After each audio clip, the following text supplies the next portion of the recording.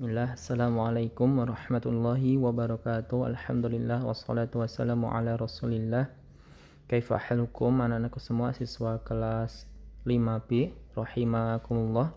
Semoga kalian dalam keadaan sehat dan terus semangat untuk belajar. Pada kesempatan kali ini di pembelajaran PJOK kita memasuki kompetensi dasar yang baru atau KD yang baru, yaitu KD 3.5 ya. Ustadz, kemarin 3.3 kok sekarang langsung 3.5?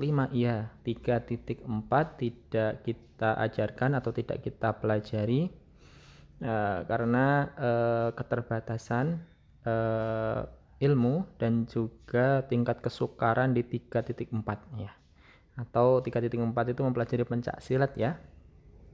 Sehingga kita lompati atau tidak kita ajarkan langsung ke 3.5, mempraktikkan atau memahami aktivitas latihan daya tahan jantung untuk pengembangan kebugaran jasmani. Nah, latihan daya tahan jantung untuk pengembangan kebugaran jasmani. Baik.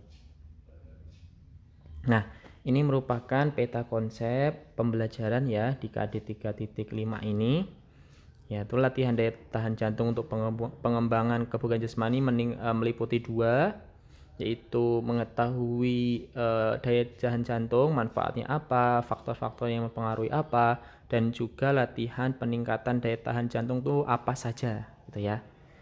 Baik. Nah, sebelumnya kita harus mengetahui terlebih dahulu apa itu pengertian kebugaran jasmani. Nah, kebugaran jasmani adalah kemampuan seseorang untuk melakukan aktivitas tanpa mengalami kelelahan yang berlebihan. Ya, jadi kita melakukan sesuatu aktivitas dan tidak mudah lelah atau tidak cepat lelah ya. Tidak cepat lelah ya lebih mudahnya ya.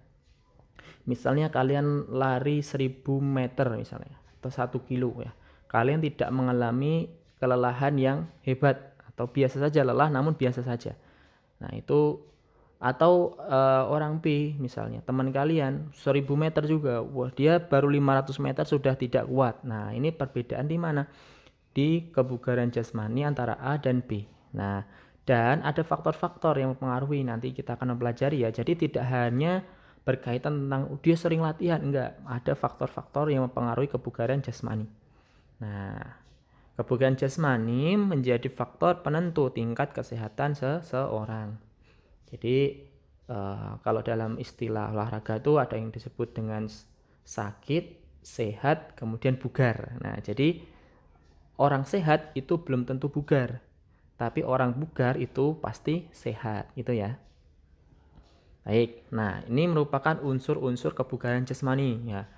Ada kekuatan, kecepatan, kelenturan, kelincahan, daya tahan, keseimbangan, ya, reaksi dan koordinasi, dan ketepatan. Nah, ini diantara unsur-unsur kebugaran jasmani. Ada banyak ya. Nah, ini kalian harus pahami dan hafal ya.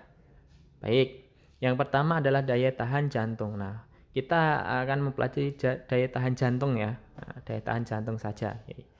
Baik. Daya tahan jantung adalah kemampuan jantung memompa darah untuk menyuplai oksigen ke seluruh tubuh dengan cepat dalam jangka waktu yang lama nih. Jadi kemampuan jantung kita untuk memompa darah untuk menyuplai oksigen ke seluruh tubuh dengan cepat dalam jangka waktu yang lama. Nah, jadi ada kemampuan itu kok memompanya suplainya enggak dalam waktu yang singkat sehingga pemuda lelah dan sebagainya. Nah, kemudian faktor yang mempengaruhi daya tahan jantung antara lain umur dan usia. Nah, ini yang pertama adalah umur dan usia. Jadi tua muda misalnya, ya, itu juga merupakan faktor yang menjadi pembeda. Ya. Kemudian yang kedua jenis kelamin.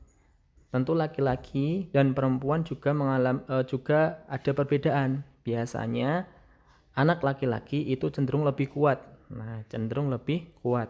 Nah, kemudian yang ketiga adalah keturunan.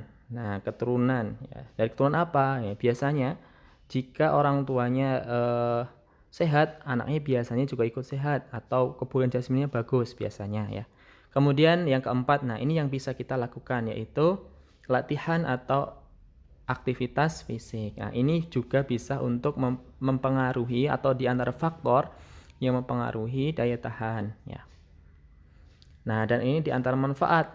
Kenapa kok kita harus melakukan aktivitas daya tahan jantung misalnya? Nah, di antaranya ini sedikit ya yang Ustadz Afif sampaikan saja sedikit. Yang pertama, mengurangi bahaya gangguan jantung ya.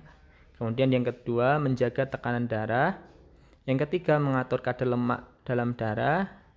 Yang keempat, mampu melakukan aktivitas fisik dalam waktu yang relatif lebih lama.